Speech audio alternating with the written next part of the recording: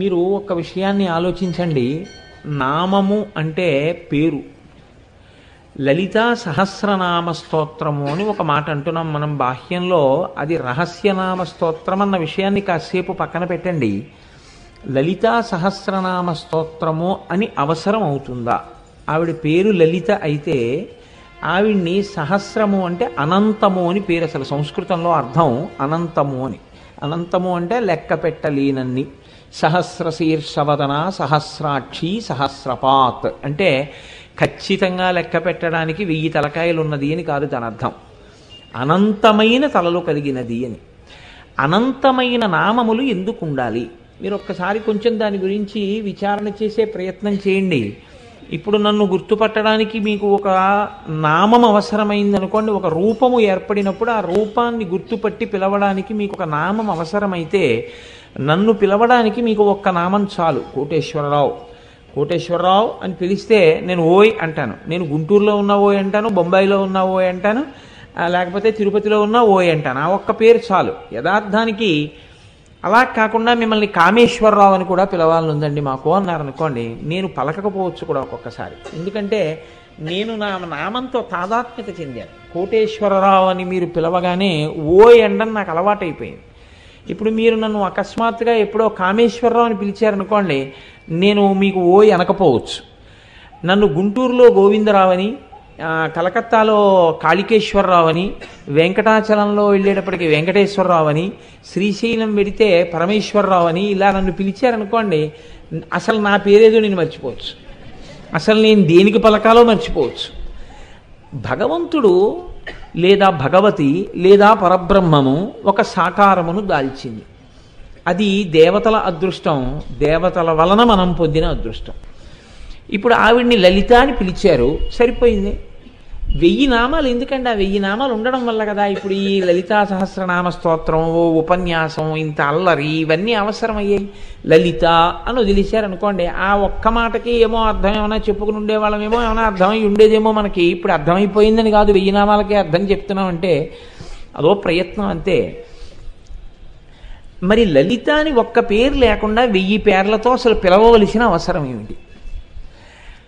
ఒకవేళ వెళ్ళి పేరు పెట్టి అదే పనిగా మీరు పిలిచారనుకోండి ఒకరిని, మీకేమైనా అర్థమైపోతుందా ఆయన గురించి? మీకు ఒక ఉదాహరణకి, ఈవిడెవరో మీకు తెలియదు అనుకోండి. ఆవిడ చాలా జగద్విఖ్యాతి కాంచిన వ్యక్తి కాబట్టి అందరికీ తెలిసి ఉండొచ్చు, కానీ తెలియరేమో అని నేను అనుకుంటున్నాను. ఒకవేళ ఈవిడ్ని నేను వేదిక మీదకి తీసుకొచ్చి ఈవిడ హైమవతి గారండి అని నేను పరిచయం చేశాను అనుకోండి, ఇప్పుడు మీరు ఆవిడ దగ్గరికి వెళ్ళి హైమవతి హైమవతి హైమవతి హైమవతి అని అంటూ ఉన్నారనుకోండి, ఆవిడ గురించి మీకేమైనా తెలుస్తుందా? మీ గురించి ఆవిడకి ఏమైనా తెలుస్తుందా? కొంచెం మీరు విచారణ చేసే ప్రయత్నం చేయండి, ఏమైనా తెలుస్తుందా? అలా ఓ 1000 మార్లు హైమవతి హైమవతి హైమవతి హైమవతి అంటే ఆవిడ గురించి మీకు తెలుస్తుందా? మీ గురించి ఆవిడికి తెలుస్తుందా? ఏమీ తెలియదు. లేకపోతే ఆ హైమవతి గారికే మీరు కొన్ని పేర్లు చెప్పారనుకోండి, చెప్తే ఆవిడ గురించి ఏమైనా తెలుస్తుందా? అంటే ఇది లౌకికంగా పేర్లు పెట్టి పిలవడం కాదు స్తోత్రము. ఇది మీరు బాగా అర్థం చేసుకోవలసిన అవసరం ఉంటుంది. నామములు గౌణములు. లలితా సహస్రనామ స్తోత్రం చదవడం అంటే, లలితా సహస్రనామ స్తోత్రం కొన్నాళ్ళకి నోటికొచ్చేసి అప్పజెప్పేయడము కాదు. లలితా సహస్రనామం చదివేటప్పుడు ఒక్కొక్క నామం చెప్తున్నప్పుడు ఒక్కొక్క గుణం ప్రకాశించినటువంటి కారణం చేత మీ మనస్సు హత్తుకుని నిలబడిపోవాలి. ఏదో ఒక నామం దగ్గర మీకు ఒంటి మీద వెంట్రుకలు నిక్కబొడుచుకొని కన్నుల నీరు వచ్చి, అబ్బా అమ్మా ఇంత దయ కలిగిన దానివా తల్లి, ఇన్ని గుణములా, ఈ గుణములన్నీ మమ్మల్ని అనుగ్రహించడం కోసమని ప్రకాశించినటువంటి గుణములా, లేకపోతే అసలు గుణముల యొక్క అవసరం నీకేమిటి? నీవు గుణాతీతమైనటువంటి వ్యక్తివి. నీవు అటువంటి తల్లివి. గుణములను ప్రకాశించేటట్టుగా అవకాశం ఎవరిచ్చారు? మేమే ఇచ్చాం. పిల్లాడికి అజ్ఞానం లేదనుకోండి, మన్నించడం అనేటటువంటి గుణం అమ్మది ఎలా ప్రకాశిస్తుంది నాకు చెప్పండి? పిల్లాడికి అజ్ఞానం ఉంది కాబట్టే అమ్మ దగ్గర దయా అన్న గుణం ప్రకాశించింది. పిల్లవాడి దగ్గర అవిద్య ఉంది కాబట్టి అమ్మవారు వాడిని జ్ఞానవంతుణ్ణి జ్ఞానిని చేయగలిగినటువంటి ఔదార్యము, అటువంటి శక్తి అమ్మవారి యందు ప్రకాశించింది గుణంగా. ఈ నీ యందు ప్రకాశించిన గుణములు మమ్మల్ని ఉద్ధరించడానికి పనికొచ్చినవి తప్ప నీ యందు ప్రకాశించిన గుణములు నిన్నుద్ధరించుకోవడానికి పనికొచ్చేవి కావు. ఇది మీరు కొంచెం జాగ్రత్తగా పట్టుకోవాల్సి ఉంటుంది. ఇప్పుడు నా యందు ఒకటి ఉందనుకోండి, అది నాకొక్కడికే పనికి రావచ్చు. నాకు ఇల్లు ఉంది, ఆ ఇల్లు ఎందుకు పనికి వస్తుందంటే నేను, నా భార్య, నా బిడ్డలు పడుకోవడానికే. ఒక బాటసారిని ఇప్పుడు అందులో వచ్చి పడుకోండి అని చెప్పి నేనేం వీధిలోకి చూసి అయ్యో పాప ఆయన ఎవరో పడుకున్నారని పిలిచి నేను గది ఖాళీగా ఉంది కదా అని నేనేం పడుకోమని చెప్పను. నాకు చెందినవి నాలో ఉన్నవి ఏమైనా ఉంటే నాకు మాత్రమే పనికొచ్చేటట్టుగా వాడుకోవడం నాకున్నటువంటి లక్షణం. ఎప్పుడు ఏదైనా నాలో ఒక విభూతి ఉందనుకోండి, ఇది ఈశ్వరుడు నాకు అనుగ్రహించాడు కాబట్టి దీన్ని లోకపరం చేద్దాం, లోకంలో దీని వలన ప్రయోజనం పొందేటట్టుగా ఈ విభూతిని చల్లేద్దామనేటటువంటి త్యాగనిరతి ఏర్పడదు సాధారణంగా. ఏది ఉండనివ్వండి, కొంచెం అందం ఉందనుకోండి అది అతిశయానికి పనికొస్తుంది, లేకపోతే ఏదో నటుడిగా ఎక్కడన్నా నేను పనికొస్తానేమోనని దరఖాస్తు పెట్టుకోవడానికి పనికొస్తుంది. లేకపోతే ఈశ్వరుడు తిమ్మిని బమ్మిని చెయ్యగలిగినటువంటి శక్తిని ఇచ్చాడు అనుకోండి, ఏదో ఎక్కడికో వెళ్ళి దాని గురించి ఏదో తప్పు చేసిన వాడు ఒప్పు చేశాడని వాదించి రూపాయలు సంపాదించడానికి పనికొచ్చే ప్రక్రియగా పనికి రావచ్చు. మనకి ఈశ్వరుడు ఏ విభూతినిచ్చినా ఆ విభూతి చేత మనం ఏదో ఒక రకంగా సుఖాన్ని పొందడం కోసమని చెప్పి ప్రయత్నం చేసేటటువంటి అలవాటు మన యందు ఉంటుంది.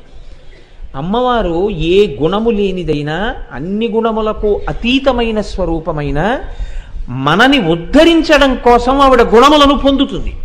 లేకపోతే ఆవిడకి గుణములను పొందవలసిన అవసరం అమ్మవారికి లేదు. లలితా సహస్రం చదవడం అంటే అది. ఎందుకు లలితా సహస్రం చదవాలి అంటే అలా చదివేసుకుంటే ఎలా తెలుస్తుంది మీకు ఆవిడ చేసినటువంటి త్యాగమేమో, ఆవిడ చేసిన ఉద్ధరణ ఏమో, ఆమె ఏమై ఉన్నదో, ఎంతకి దిగి వచ్చిందో మీకు ఎలా అర్థం అవుతుంది? మీకు అర్థమైందనుకోండి ఒక నామం బాగా, ఆ నామం చెప్పగానే కన్నుల నీరు నిండుతుంది.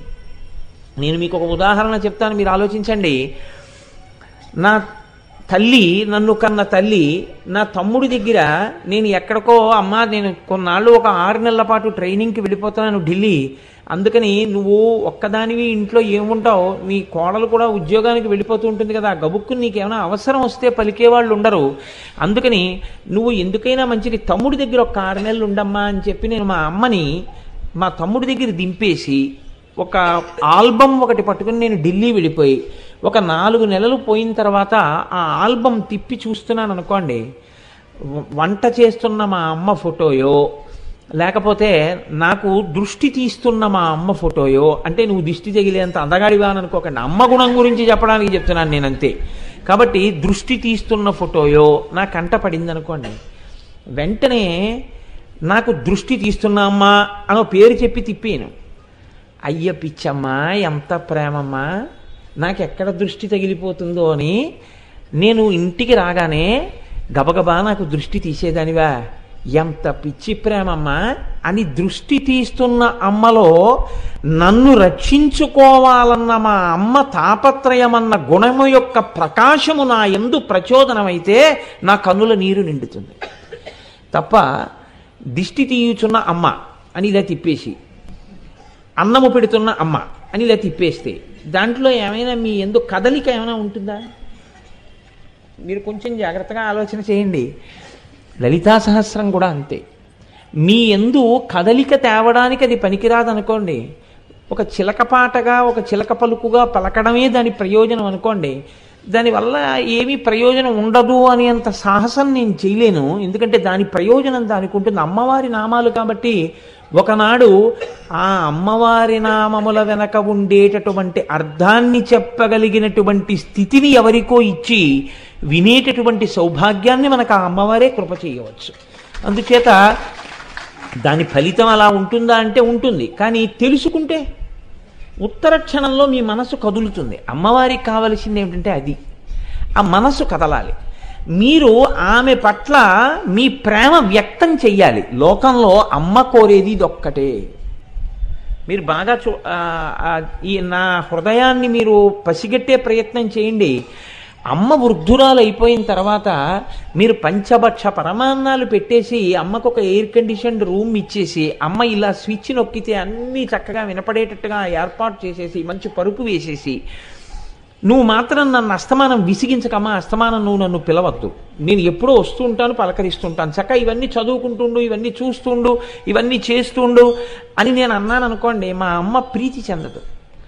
అదే నేను మా అమ్మ దగ్గరికి వెళ్ళి, అమ్మా నువ్వు వేసిన చింత చిగురు పప్పు ఏమి రుచి అమ్మా, కాస్త పప్పు వేసి పెడదు అన్నాను అనుకోండి, మా అమ్మకి గజారోహణం చేయించినంత సంబరపడిపోతుంది.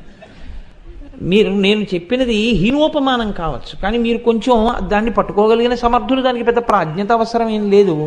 మీరు ఆలోచన చేయండి, మీరు ఎన్ని సౌకర్యాలు ఇచ్చారన్నది అమ్మకు అక్కర్లేదు.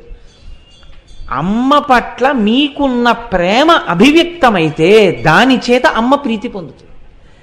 అమ్మ ప్రీతి పొందడానికి ప్రధాన సాధనం ఏది? అమ్మా అని పిలవడమే. అమ్మా అని పిలవడం కన్నా ఇంకొక సాధనం లేదు అమ్మ ప్రీతి పొందడానికి. ఎన్ని మాటలో వింటే విసుగొచ్చేవి ఏవైనా ఉంటాయేమో, కానీ 1కి 10 మాటలు అమ్మ అమ్మ అమ్మ అమ్మ అమ్మ అన్న విసుక్కోకుండా పొంగిపోయేటటువంటి పిలుపు ఆడదానికి లోకంలో ఉంటే అమ్మా అన్న పిలుపు. అసలు నేను ఇంకొక పరమసత్యాన్ని కూడా నేను చెప్పేస్తే నా యందు దోషం మీరు పట్టరని నేను అనుకుంటున్నాను. ఒక ఆడది ఒక పురుషుడికి భార్య ఎందుకు అవుతుంది అంటే మాతృమూర్తి కావడం అనేటటువంటి అంతిమమైన విజయాన్ని సాధించడానికి. ఒక వ్యక్తికి భార్యగా ఉండిపోవడంలో నీకు గొప్పతనం ఉందా, తల్లివి కావడంలో గొప్పతనం ఉందా అంటే కేవలం భార్యనై ఆగిపోతానని ఏ ఆడది లోకంలో ఉంది. భార్యని కావడం కాదు, నేను తల్లిని కూడా కావాలని కోరుకుంటాను. ఎందుకో తెలుసా అండి, నేను మీకు ఒక పరమసత్యం చెప్తున్నాను. భార్యగా అందుకునే స్థానం కన్నా అమ్మగా పిలిపించుకున్న స్థానంలో ఆడది పొందే ఆనందం వేరు. అందుకే అమ్మవారికి కూడా ఏది ఇష్టమో అంటే అమ్మా అన్న పిలిపే ఇష్టం. ఇది అనుభవించగలిగినటువంటి హృదయం ఉన్నవాడు మాత్రమే ఆ నామముల వెనక ఉన్నటువంటి భావాన్ని ఆ కోణంలో అల్లి చెప్పగలడు. తప్ప ఆ హృదయము లేనప్పుడు ఏవేవో చెప్పగలరేమో. అందుకే లలితా సహస్రనామ స్తోత్రానికి వశిన్యాది దేవతలు స్తోత్రం చేస్తే వ్యాఖ్యానం ఆ నామముల వెనకాతల ఉండేటటువంటి పరమార్థాన్ని ఎందరో చెప్పినట్టుగా మనకి లోకంలో లేదు, కొందరే చెప్పగలిగారు. ఎందుకని అంటే అందరూ కొడుకులు కావచ్చు, ఇలాంటి కొడుకుకే ఎన్ని జన్మలకి నేను తల్లి కావాలని అమ్మ చేత అనిపించుకోగలిగిన కొడుకుగా ఉండడం జన్మజన్మల అదృష్టం. అది చాలా కష్టం. నేను ఈ మాట ఎందుకు అంటున్నానంటే చూడండి, ఆడది ఒక గమ్మత్తైన స్థితి. ఆవిడ బతికున్నంత కాలం కోరుకునేది ఏమండి అన్న పిలుపు. ఈ పిలుపుకి దూరం అవ్వడం ఏ ఆడది ఇష్టపడదు. ఆవిడ జీవించి ఉన్నంత కాలం ఏమండి అని పిలవాలి. ఏమండి అని ఎవరిని పిలుస్తుంది? వీధిలో వాళ్ళని కాదు, భర్తని ఏమండి అని పిలుస్తూ ఉండాలి. ఏమండి అని ఈవిడ పిలిపించుకుని ఈవిడ ఉన్నంతకాలం కోరుకునేది ఏమిటంటే అమ్మా అన్న పిలుపు. ఏమండి అని ఈవిడ ఎవరిని పిలిచి ఎవరితో జీవితాన్ని ముడివేసుకుందో ఆ వ్యక్తి అంత్యేష్టి చేసినా ఆడది అంగీకరించలేదు. తన కడుపున పుట్టిన బిడ్డడు అంత్యేష్టి చేస్తేనే ఆవిడ తన జీవితానికి సార్థకత అని ఆ శరీరమునకు పట్టిన వ్యానవాయువు విడిచిపెడుతుంది. కొడుకు కడుపున పుట్టినటువంటి బిడ్డ అమ్మ అన్న మాట అంత గొప్పవి. నాకైతే అనిపిస్తుంది ఈ జాతి నిర్వీర్యమైపోవడం అన్నది ఎప్పుడు ప్రారంభమైందని నేను అనుకుంటున్నానంటే ఆనాడు భండాసురుడు ప్రవేశించినట్టే ఈ జాతి యందు ఇప్పుడు కూడా ఒక భండాసురుడు ప్రవేశించాడు. వాడు తెలియకుండా ఈ జాతిని ఎలా నిర్వీర్యం చేస్తున్నాడు అంటే ఆనాడు ఆడవారి యందు రసమును పురుషుల యందు పుంసత్వమును తీసి నిర్వీర్యం చేశాడు. ఇవాళ అమ్మా అన్న పిలుపు తీసి మమ్మీ అన్న పిలుపు చేత నిర్వీర్యం చేశాడు. అమ్మ జీవనాడి, ఈ జాతి జీవనాడంతా పిలుపులో ఉంది, ఆ 2 అక్షరాల్లో ఉంది. అందుకే లలితా సహస్రనామ స్తోత్ర వ్యాఖ్యానం చెయ్యవలసి వస్తే మహానుభావుడు భాస్కరరాయల వారిని అమ్మవారు ఎంచుకుంది. ఈ పునాది ఎందుకు చెప్పవలసి వచ్చింది అంటే ఆ చెప్పినటువంటి అర్థం మన మనస్సుని పట్టుకోగలిగింది అనుకోండి. ఒక్క నామానికి ఎన్నేసి అర్థాలు ఉంటాయో. మా అమ్మని చూపించి ఈవిడ మా అమ్మ అన్నాను అనుకోండి, ఇంకో రకంగా కూడా వ్యాఖ్యానం చెప్పు. అంటే నీ మొహం ఏట్సా ఇంకో రకం వ్యాఖ్యానం ఏంటంటాను. ఈవిడ మా అమ్మ అంతే. కానీ శ్రీమాతాని వశిన్యాది దేవతలంటే బహుభంగిమల చెప్పగలిగారు పెద్దలు. ఎలా చెప్పగలిగారు అంటే అమ్మవారే మళ్ళీ వాళ్ళల్లోకి వెళ్ళి చెప్పిన వాళ్ళకన్నా చెప్పిన వాళ్ళ హృదయంలో ఎన్ని రకాల భావాలున్నాయో 1000 నామాలకి అన్ని భావాల్ని బయటికి తీయించింది. ఒక్కరి చేత కాదు, ఇప్పటికీ అలా అనుగ్రహిస్తూనే ఉంది అందరినో ఆ తల్లి. కనుక చూడండి, భాస్కర రాయల వారు అంతటి ఖ్యాతి పొందారు. అంతటి మహాత్ముడై లలితా సహస్రనామ స్తోత్రమునకు వ్యాఖ్యానమనందించి సౌభాగ్య భాస్కరం అన్న పేరుతో దాన్ని లోకానికి అందించారు అంటే ఆయన కారణజన్ముడై ఉండాలి. భాస్కర రాయల వారి గురించి నేను ప్రస్తావన చేయకుండా లలితా సహస్రనామ స్తోత్ర వ్యాఖ్యానం 4 మాటలేవో నామాలకి చెప్పుకుంటూ నేను వెళ్ళాను అనుకోండి, ఖచ్చితంగా నేను ఒక దోషం చేసిన వాడిని అవుతాను. అందుకే చెప్పిన మహాపురుషుడు గురించి ప్రస్తావన చెయ్యవలసి ఉంటుంది. కడుపున పుట్టిన బిడ్డ యొక్క కీర్తికి అమ్మ సంతోషించినట్టు భాస్కర రాయల వారి గురించి చెప్పుకున్నటువంటి ప్రాంతంలో అమ్మవారు ఆనంద తాండవం చేస్తుంది. పూర్వకాలంలో మన దక్షిణ భారతదేశంలోనే విశ్వామిత్ర గోత్రోద్భవుడైనటువంటి గంభీర రాయల వారు అనేటటువంటి ఒక మహాత్ముడు ఉండేవారు. ఆయన భార్య పేరు కోనాంబ. అసలు విచిత్రం ఏమిటంటే లలితాదేవి ఉపాసన దక్షిణ భారతదేశంలోనే ఎక్కువగా ఉంది అనిపిస్తుంటుంది. ఎందుకంటే లలితాపీఠము అని ఒకటి ఉంది ఉత్తర భారతంలో. మనం యాత్రకు వెళ్ళినప్పుడు నాతో వచ్చిన వాళ్ళు చూశారు కూడా. అక్కడ లలితాపీఠం అన్న పీఠం ఉన్నా ఎందుచేతనో కానీ పెద్ద ప్రచారం లేదు. బీహార్లో, బెంగాల్లో కాళీ ఉపాసన ఎక్కువ. అలాగే మీరు ఇంకొంచెం గయా మొదలైనటువంటి ప్రాంతాలకు వెడితే ఇతరమైనటువంటి పేర్లతో అమ్మవారి ఉపాసన ఉంది. లలితోపాసన దక్షిణ భారతదేశంలో ఎక్కువగా కనపడుతుంది. లేదు ఉత్తర భారతదేశంలో అని నేను అనను, కానీ ప్రకటంగా కనపడేది దక్షిణ భారతదేశంలో కనపడుతుంది. దక్షిణ భారతదేశంలోని జన్మించినటువంటి వారు గంభీరరాయల వారు. వారి భార్య పేరు కోనాంబ. ఆ దంపతులకి మన భాగ్యనగరంలోనే ఒక పిల్లవాడు జన్మించాడు. ఆయనకి చిన్నతనంలో వాళ్ళు ఉంచినటువంటి పేరు బాలభాస్కర రాయలు అని ఉంచారు. ఆ బాలభాస్కర రాయలకి తండ్రి గారు గొప్ప ఉపాసనా తత్పరుడు, అమ్మవారిని నమ్ముకుని ఉన్నటువంటి వాడు. చాలా చిన్న వయస్సులోనే వాగ్దేవతా మంత్రాన్ని ఆయనకి ఉపదేశం చేశారు. ఆ ఉపదేశం ఇది ఇవాల్టి రోజున లోకంలో ఏమైపోయిందంటే ఇది కలిపురుషుడి యొక్క ప్రభావం అని నేను అనుకుంటున్నాను. ఎంత చిత్రంగా తయారైందంటే ప్రతి మంత్రం యొక్క శక్తి ఏమిటి అన్నది అనుభవైక వేద్యం అవుతుంది, కానీ ప్రకటనలకి అందేది కాదు. అది ఎప్పుడు లోపల అనుభవించవలసి ఉంటుంది మంత్రం యొక్క శక్తిని. ఇవాళ ఏమైపోయిందంటే మంత్రాలు ఎందుకు అనేటటువంటి స్థితి పెరిగిపోయింది. కానీ నేను మీకు ఒక పరమ సత్యం చెప్తున్నాను. నేను చాలా కాలం క్రితం ఒకానొక క్షేత్రంలో ఒక ఆయన తన కుమారుడికి అక్షరాభ్యాసం చెయ్యడానికి వచ్చి ఒక గదిలో కూర్చుని హయగ్రీవ మంత్రోపాసన తదేకంగా చేస్తున్నారు. ఆయన ఒక్క భోజనం చేయడానికి మాత్రం మధ్యాహ్నం వేళ బయటికి వచ్చి కొంతసేపు విశ్రాంతి తీసుకుని స్నానం చేసి సంధ్యావందనం చేసుకుని మళ్ళీ హయగ్రీవ మంత్రోపాసన చేస్తుండేవారు.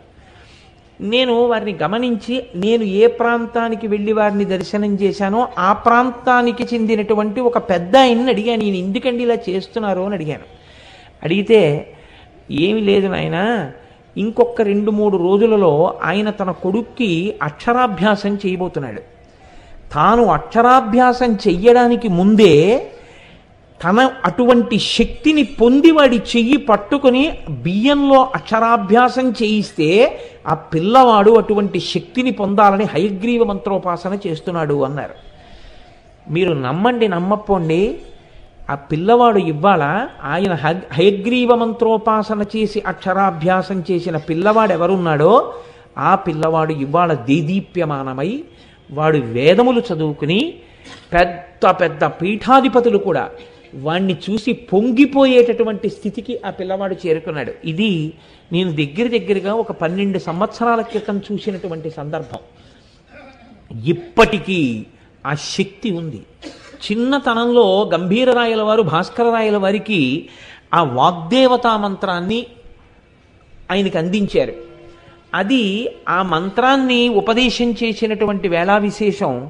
ఆ మంత్రాన్ని పిల్లవాడు అంత భక్తి శ్రద్ధలతో అనుష్ఠానం చేశాడు. ఆ అనుష్ఠించినటువంటి కారణం చేత అపారమైనటువంటి వాగ్వైభవాన్ని పొందాడు. వేదాంగములను చదువుకున్నాడు. మంచి జ్ఞాని అయ్యాడు. ఆయనకి అమ్మవారే గురుమండల రూపిణి ఒక చక్కటి గురువుని కూడా తల్లి అందించింది. ఆ గురువు నృసింహయజ్వ అని పేరు కలిగినటువంటి ఒక గురువు ఆయనకి లభించారు. ఆ గురువు గారి దగ్గర చక్కగా విద్యాభ్యాసం చేసి అన్నీ తెలుసుకున్నాడు. ప్రకాశానందనాథ అనబడేటటువంటి దీక్షానామం కలిగినటువంటి శివదత్త శుక్ల అనబడేటటువంటి ఒక మహాపురుషుడు ఆయనకి దీక్షా స్వీకారం చేయించారు. ఆయన ఉత్తర భారతదేశంలో మహారాష్ట్రలో ఆయనకి ఎందరో శిష్యులు ఉండేవారు. ఆయన ఎప్పుడూ మహారాష్ట్ర దగ్గర నుంచి దక్షిణ భారతదేశంలో కావేరీ నది వరకు పర్యటన చేస్తూ ఉండేవారు. ఎందరో శిష్యులు కలిగినటువంటి వారు భాస్కరరాయల వారు. ఇంతటి మహాపురుషుడు ఒకసారి ఒక చిత్రమైనటువంటి సంఘటన జరిగింది. శివాజీ మనవడి పేరు షాహురాజు. ఆ షాహురాజు దగ్గర సేనానాయకుడిగా ఉన్నటువంటి వాడు చంద్రసేన జాధవుడు. ఆ చంద్రసేన జాధవుడికి బిడ్డలు లేరు. ఆయన భాస్కరరాయల వారి యొక్క శిష్యుడు. ఒకనాడు భాస్కరరాయల వారు ఆయన రాజ్యానికి వస్తే ఆయన వెళ్ళి భాస్కరరాయల వారి కాళ్ల మీద పడి నాకు బిడ్డలు లేరు అని పరితాపం చెందాడు. భాస్కరరాయల వారు అనుగ్రహించారు. నీకు తొందరలో కొడుకు పుడతాడు అని ఆశీర్వచనం చేసి భాస్కరరాయల వారు మళ్ళీ దక్షిణ దేశం వెళ్ళిపోయారు. ఆయన యొక్క ఆశీర్వచన ప్రభావం ఆ చంద్రసేన జాధవుని యొక్క భార్య గర్భవతి అయింది. ఆ తల్లికి నెలలు నిండుతున్నాయి. నిండుతుండగా దక్షిణ భారతదేశంలో భాస్కరరాయల వారి దగ్గర ఉపదేశం తీసుకుని శ్రీశైల భ్రమరాంబిక అనుగ్రహాన్ని పొంది వాక్సిద్ధిని పొందినటువంటి ఒక మహానుభావుడు నారాయణ దేవుడు అనబడేటటువంటి భాస్కరరాయల వారి శిష్యుడు ఈ చంద్రసేన జాధవుడు ఉన్నటువంటి ప్రాంతానికి వచ్చాడు. కొద్దిగా గురువులతో ప్రవర్తించకూడనటువంటి తెంపరితనంతో ప్రవర్తించాడు చంద్రసేన జాధవుడు. ఆయన దగ్గరికి వెళ్ళి నారాయణ దేవుడి దగ్గరికి నా భార్య గర్భవతిగా ఉంది, నాకు పుత్ర సంతానం కలుగుతుందా పుత్రికా సంతానం కలుగుతుందా అని అడిగాడు. అలవోకగా నారాయణ దేవుడు అన్నాడు నీకు పుత్రికా సంతానం కలుగుతుంది అన్నాడు. వెంటనే చంద్రసేన జాధవుడు అన్నాడు నా గురువులు భాస్కరరాయల వారు, ఈ వచ్చినటువంటి నారాయణ దేవుడి గురువు గారు కూడా భాస్కరరాయల వారని తెలియదు ఆయనకి. మా గురువు గారు భాస్కరరాయల వారు నాకు పుత్ర సంతానం కలుగుతుందని చెప్పారు, మీరు పుత్రికా సంతానం కలుగుతుందంటున్నారు, ఏది నిజమన్నారు. ధూర్తుడా ఎంత పని చేశావురా, భాస్కరరాయల వారు మా గురువు గారు, వారు ఒక మాట అన్న తర్వాత జరగవలసిందే. గురుభక్తి అంటే అలా ఉంటుంది. అందుకే గురువు యందు భక్తి కలిగిన శిష్యుడి దగ్గర ఆ గురువుని నిందించి మాట్లాడకూడదు. అంతటి గురుభక్తి కలిగినటువంటి వ్యక్తి కాబట్టి నారాయణ దేవుడు అన్నాడు మా గురువులు అంతటి ప్రజ్ఞాశాలి, ఆయన పుత్ర సంతానం కలుగుతుందన్న తర్వాత కొడుకు పుట్టవలసిందే. నేను వాక్సిద్ధి పొందినవాణ్ణి, ఆ గురువులకు శిష్యుణ్ణి, నేను పుత్రికా సంతానం పొందుతావన్నాను, నాకు తెలియదు మా గురువుగారు నీకు వరం ఇచ్చారని. తెంపరితనంతో నా గురువు చెప్పిన మాట మీద విశ్వాసంతో బతకకుండా నా చేత ఈ మాట చెప్పించావు కనుక నీకు పుత్రుడు కాక పుత్రికా కాక నపుంసక సంతానము జన్మించుగాక అని ఆయన వెళ్ళిపోయాడు. ఆ చంద్రసేన జాధవుడికి ఒక నపుంసకుడు జన్మించాడు.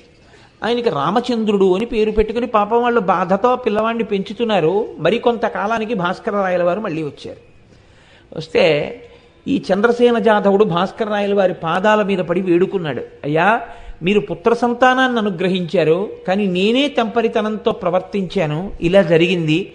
గురువుల హృదయాలు ఎంత కోపం వస్తుందో అంత తొందరగా చల్లారిపోతుంది. అలా మనస్తత్వం ఉండకపోతే ఆయన గురువు కాడు. ఎంత కోపంగా ఉంటారో అంత తొందరగా మన్నించేస్తారు. గురువు యొక్క దీర్ఘకోపానికి ఎవడైనా లోనైపోతే వాడికన్నా పాపి లోకంలో ఉండడనమాట. కాబట్టి ఆయన అన్నారు ఎంత పని చేశావురా, బెంగ పెట్టుకోకు, నీ కొడుక్కి మళ్ళీ పురుషత్వం కలిగేటట్టుగా నేను అనుగ్రహిస్తాను, నేను సూర్యనారాయణమూర్తిని ఉపాసన చేస్తాను దక్షిణ భారతదేశానికి వెళ్ళి అని ఆయన మహానుభావుడు కర్ణాటక దేశంలో కృష్ణానది ప్రవహిస్తున్నటువంటి ఒక ప్రాంతానికి వెళ్ళి విశేషమైనటువంటి ఎండాకాలంలో దూరంగా ఒక పర్ణశాలని నిర్మాణం చేసుకుని ప్రతిరోజు కూడా తృచ విధానంతో అర్ఘ్యప్రదానం చేస్తూ సూర్యనారాయణమూర్తిని ఉపాసన చేసేవారు. రోజు కృష్ణానది వరకు నడిచి వెళ్ళి వెనక్కి వచ్చి పడుకుంటే శిష్యులు ఒక రోజున భాస్కరరాయల వారి కాళ్ళు ఒత్తుతున్నారు. ఒత్తుతూ పాదముల వంక చూస్తే ఇంతంత బొబ్బలు ఎక్కున్నాయి. గురువుగారు, ఇంత దూరం మీరు రోజు కృష్ణానది దగ్గరికి వెళ్ళి వెనక్కి వస్తున్నారు, మీ పాదములు బొబ్బలెక్కిపోయాయి. ఇది గురువు యొక్క అనుగ్రహం అంటే. తనకేమొస్తుంది? గురువుకు వచ్చేదేం లేదు. తన్ని నమ్ముకున్న శిష్యుడు తెంపరితనంతో ప్రవర్తించినా ఉద్ధరించడానికి భాస్కరరాయల వారు పడిన శ్రమ. పర్ణశాల తీసుకెళ్ళి కృష్ణానది ఒడ్డున వేసుకుందాం అన్నారు. అంటే ఆయన పడుకుని అన్నారు, ఒరేయ్, మన పర్ణశాల కృష్ణానది ఒడ్డున వేద్దామన్నారు కానీ కృష్ణానదిని పర్ణశాల దగ్గరికి తెద్దామని మీరు ఎందుకు అనలేదురా అన్నారు. అంటే శిష్యులు తెల్లబోయి, కృష్ణానది పర్ణశాల దగ్గరికి ఎలా వస్తుంది గురువుగారు అని అనలేదు. ఎందుకు అనలేదు? గురువుగారి మీద నమ్మకం అటువంటి. రేపటి నుంచి మీరు బెంగ పెట్టుకుంటున్నారు కాబట్టి నేను కృష్ణానదికి వెళ్ళను, కృష్ణానదిని ఇక్కడికి పిలుస్తానన్నారు. ఉదయం లేచి సంధ్యావందనం చేసి సూర్యనారాయణమూర్తిని పిలిచారు. మహానుభావుల యొక్క ఉపాసన బలం సూర్యనారాయణమూర్తి నడిచొచ్చి ఎదురుకుండా నిలబడ్డాడు. ఏం కావాలి భాస్కరరాయల వారు అన్నాడు. కృష్ణానదిని దారి మళ్లించి ఇలా పంపు అన్నారు. ఆయన అన్నారు, ప్రతి యుగమునకు సృష్టి ప్రారంభములో నదీనదములు ఎలా ప్రవహించాలనేటటువంటి దాన్ని చతుర్ముఖ బ్రహ్మగారు నిర్ణయం చేస్తారు. నదీనదములు అలాగే పెడతాయి.